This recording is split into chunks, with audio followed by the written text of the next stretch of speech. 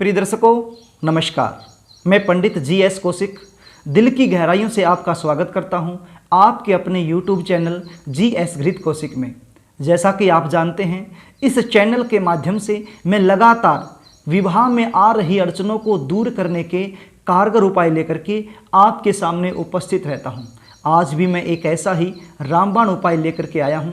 यदि आप ये उपाय कर देते हैं तो आपके विवाह में जो विलंब चल रहा है, जो अड़चनें चल रही हैं, उन सब से आपको छुटकारा मिलेगा और जल्द से जल्द विवाह के योग बनेंगे।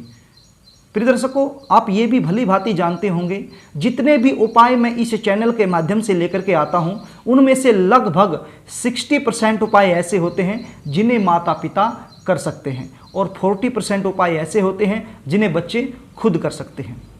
अब बच्चे खुद करें उनके लिए 40% और माता पिता करें उनके लिए 60% उपाय। ऐसा क्यों? क्योंकि बच्चों के भविष्य की सबसे ज़्यादा यदि चिंता होती है तो वो होती है माता पिता को, विशेषकर माता को। माता अपने बच्चों के भविष्य को लेकर के बड़ी चिंता में रहती है, खास करके बच्चों के विवाह को लेकर के।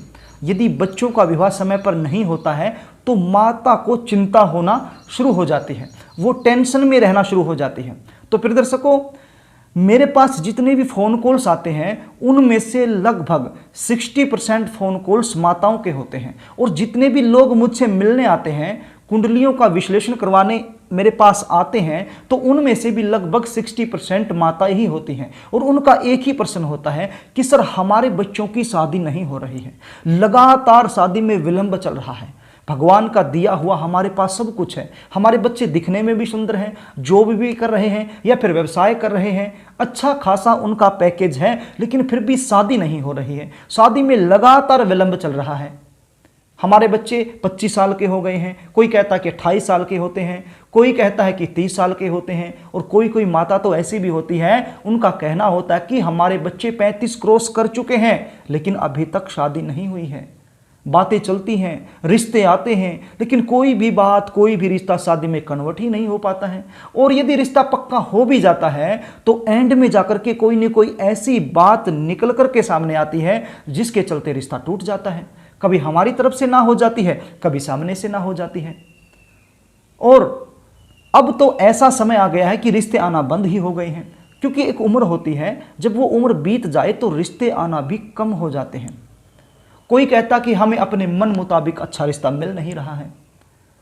तो यदि इन सारी समस्याओं से आप भी जूझ रहे हैं, विवाह न होने की समस्या आपको भी सता रही है, तो ये कार्यक्रम आपके लिए है।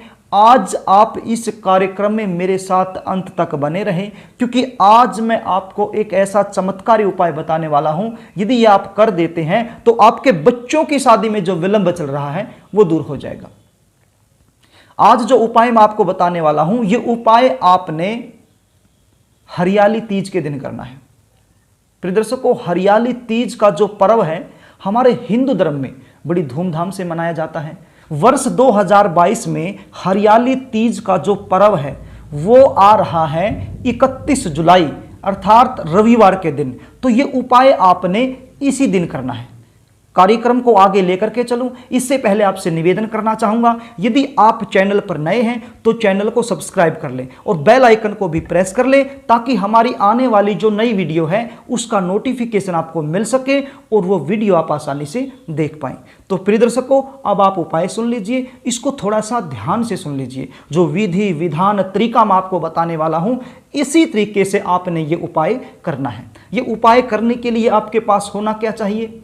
2 रुमाल होने चाहिए, एक रुमाल हरे रंग का और एक रुमाल पीले रंग का। 2 रुमाल हो गए।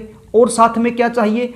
और साथ में चाहिए श्रृंगार की किट, जिसके अंदर श्रृंगार की वस्तुएं होती हैं, जैसे शीशा हो गया, कंघा हो गया, लिपस्टिक हो गई, मेहंदी हो गई, चूड़ी हो गई।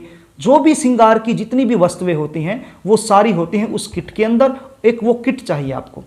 और ध्यान रहे, जो चूड़ियाँ होंगी वो हरे रंग की होनी चाहिए, लाल रंग की नहीं होनी चाहिए, किसी और रंग की नहीं होनी चाहिए, वो होनी चाहिए हरे रंग की। ध्यान देने योग्य बातें हैं, हरे रंग की चूड़ी होनी चाहिए।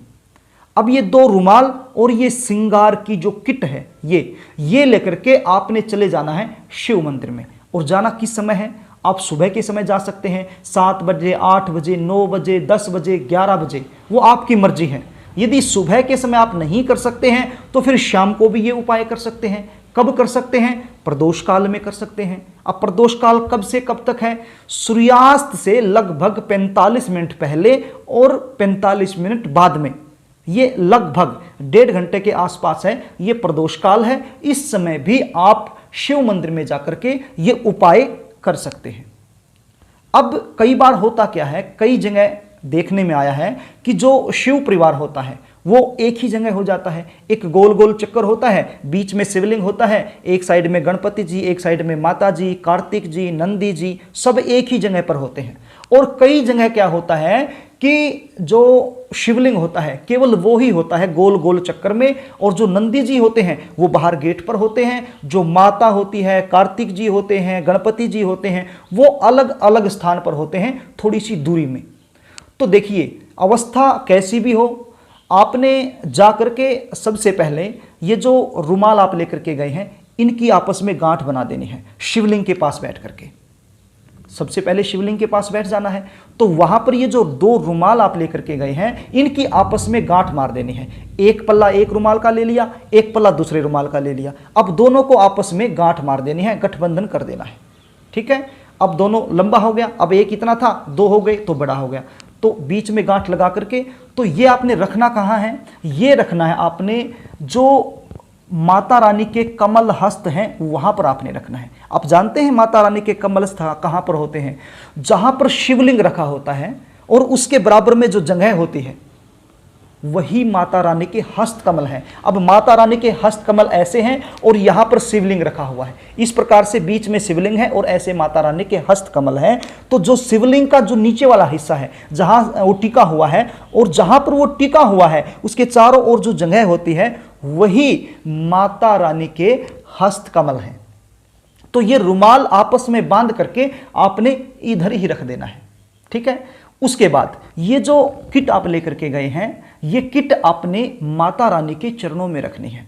अब मैंने आपको बताया कई जगह पर एक ही जगह पूरा शिव परिवार होता है, तो वहीं पर आप रख दीजिए उस किट को माता पार्वती के चरणों में। यदि जो माता रानी की तस्वीर है, प्रतिमा है, वो अलग स्थान पर है तो वहां जाकर के माता रानी के चरणों में उस किट को रख दीजिए।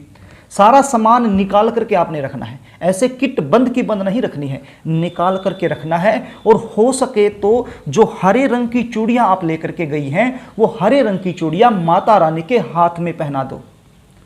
इतना सब करने के बाद वहीं पर बैठ करके एक मंत्र का जाप करना है, प्रार्थना करनी है प्रभु से। अब मंत्र कौन सा आप स्क्रीन पर भी देख लीजिए, बड़ा ही आसान मंत्र है। ओम उमा महेश्वराय नमः, ओम उमा महेश्वराय नमः, ओम उमा महेश्वराय नमः। इस मंत्र का जाप आपने करना है। कितनी बार? 108 बार। मंत्र का जाप करने के बाद वहीं पर बैठ करके प्रार्थना करनी है माँ पार्वती से, शंकर भगवान से। प्रिय दर्शकों, ये जो हरियाली तीज का पर्व होता है ये कोई सामान्य दिन नहीं होता। माता पार्वती शंकर भगवान का मिलन हुआ था इस दिन। तो यदि आप श्रद्धा से ये उपाय करते हैं और यहाँ से प्रार्थना करते हैं, भाव से प्रार्थना करते हैं, दिल से प्रार्थना करते हैं, तो आपके जो बच्चों की शादी में विलंब हो रहा है वो भी दूर हो जाएगा। प्रिय दर्शकों, बड़ा ही आसान उपाय है और बड़े ही आसान तरीके से मैंने आपको समझाने की, बताने की कोशिश की है। आशा भी करता हूँ कि आपको समझ में आ गया होगा और ये उपाय आप जरूर करेंगे। प्रिय दर्शकों, यदि आप अपने जीवन में किसी भी प्रकार की समस्या से जूझ रहे हैं, परेशान हैं, दुखी हैं, समस्या कोई भी हो सकती है, व्यवसाय को लेकर के हो सकती है, नौकरी को लेकर के हो सकती है, कारोबार को लेकर के हो सकती है, या फिर बीमारी को लेकर के हो सकती है, गृह क्लेश को लेकर के हो सकती है, विवाह न होने की समस्या हो सकती है।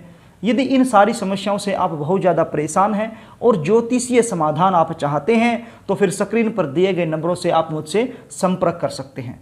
कई बार होता क्या है, जन्म कुंडली में यदि सामान्य कंडीशन बनी हुई है, छोटी मोटी समस्या बन गई है, तो उपाय करने से उसका समाधान हो जाता है, उसका निवारण हो जाता है। लेकिन कई बार जन्म कुंडली में गंभीर कंडीशन बन जाती है, जन्म कुंडली का जो सप्तम भाव है बहुत बुरी तरह से पीड़ित हो जाता है। तो ऐसी अवस्था में जन्म कुंडली विश्लेषण करवाने के बाद जो सटीक उपाय बनते हैं, वही उपाय जब हम करते हैं तो उसका लाभ हमें जल्दी मिलता है। तो प्रिय दर्शकों, यदि आप बहुत ज़्यादा परेशान हो गए हैं विवाह को लेकर के, बहुत सालों से आप प्रयास कर रहे हैं फिर भी सफल नहीं हो रहे हैं, बार बार उपाय आप कर रहे हैं, बार बार असफल हो रहे हैं, तो फिर आप अपनी जन्म डिटेल स्क्रीन पर दिए गए व्हाट्सएप नंबर के माध्यम से मेरे पास भेज सकते हैं और जन्म कुंडली का सटीक विश्लेषण मुझसे करवा सकते हैं। तो प्रिय दर्शकों, आज के लिए बस इतना ही। कल फिर मिलेंगे, तब तक के लिए नमस्कार।